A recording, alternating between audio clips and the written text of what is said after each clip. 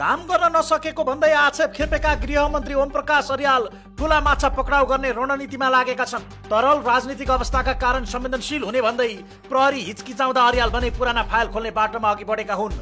यसैको उदाहरण नेकपा माओवादी केन्द्रका नेता तथा पूर्व सभामुख कृष्णबहादुर महरा पक्राउ परेका छन्। उनलाई नेपाल प्रहरीको केन्द्रीय अनुसन्धान ब्युरो सीआईबीले पक्राउ गरेको हो। उनीसँग भेपमा सुन तस्करी गरेको प्रकरणमा केही दिन अघि मात्रै अख्तियार दुरुपयोग अनुसन्धान आयोगले बयान लिएको थियो।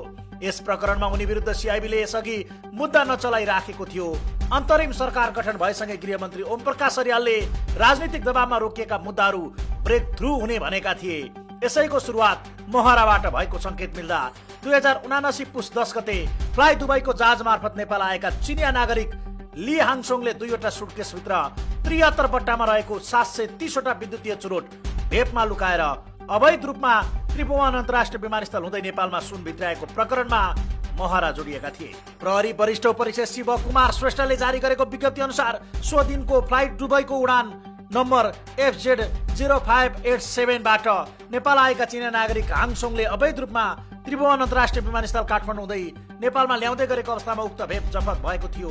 भेप भित्रको 8,55,28,000 रुपियाँ बराबरको सुन भन्सार कार्यालयका नायब सुब्बा रेवन्त खड्का मार्फत बेचबिखन गरी आपराधिक समूह बनाई संगठित रूपमा आपराधिक लाभ लिएको देखिएकोले महरालाई पक्राउ गरिएको विज्ञप्तिमा उल्लेख गरिएको छ।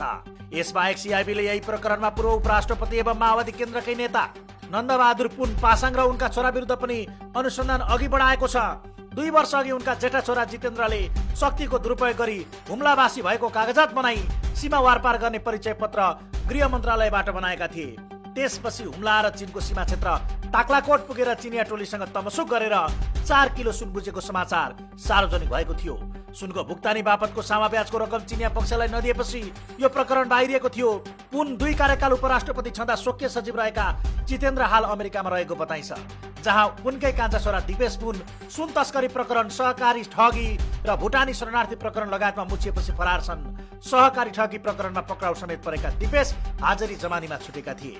यस्तै तत्कालीन उपराष्ट्रपति पुनको सचिवालयमा वैदेशिक मामिला विज्ञ पदको नियुक्ति लिएका जीवन कुमार गुरुङ समेत सुन तस्करी प्रकरणमा 2080 साल फागुनमा पक्राउ परेर धरौटीमा रिहा भएका थिए। यता पुनको आफन्त अमला रोका समेत सुन तस्करी प्रकरणमा जोडिएकी थिइन्।